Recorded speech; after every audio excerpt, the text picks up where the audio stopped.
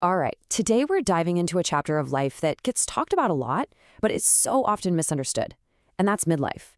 It can really feel like an ending, can it? But what if it's not? What if it's actually a powerful turning point? A moment for a real reevaluation, an awakening. So let's just get right to the heart of it.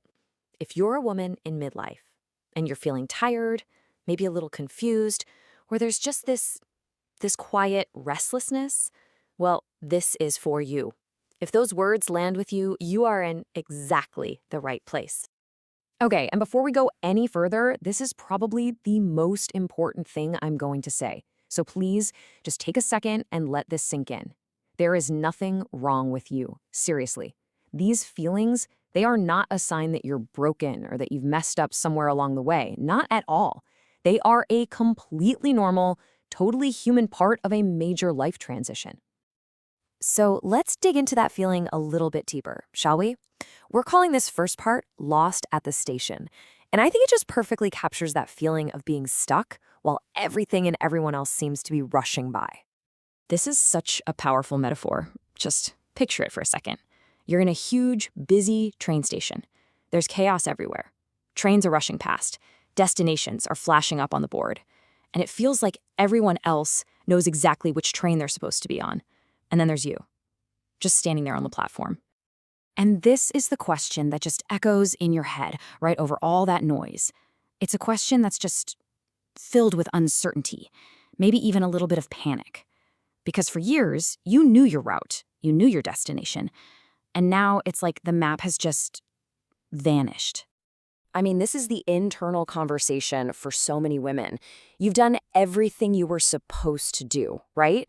You checked all the boxes, the family, the job, the responsibilities. You built this whole life. But then there's this quiet, kind of startling realization that you don't feel at home in it anymore. And please hear this. You are absolutely not the only one feeling this way. So, what if we've been looking at all of this completely wrong?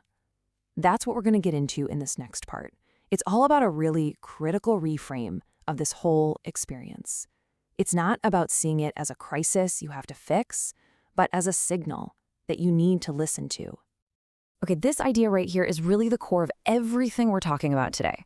On one side, you've got the old story, right? Midlife is a crisis, something's broken, it's a sign of failure. But what if we look at it from the other side? What if that restless feeling isn't a sign that you failed, but a sign that your soul is ready for more, a call for a life that's just more honest? You see, that one little shift in perspective, it changes absolutely everything. It takes you from feeling like a victim of your life to becoming the author of your story. So now let's really dive into this idea, this moment as your story's turning point. I absolutely love this way of thinking about it. So often, we get this feeling like the story is kind of winding down, like all the big important parts have already happened. But what if that's not true? This is not the epilogue. Instead, think of midlife as that page in a really great book where the main character just stops, she takes a breath, she looks around, and she reflects. It's a deliberate pause, It's written into the story for a very important reason.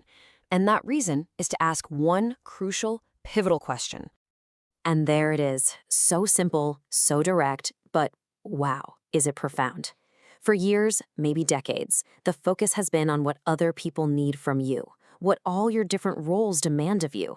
But now, the story is finally turning the spotlight back where it belongs. What do you want now? And just to be super clear, this question isn't about what society expected you to want. It's not about what you settled for 10 or even 20 years ago. No.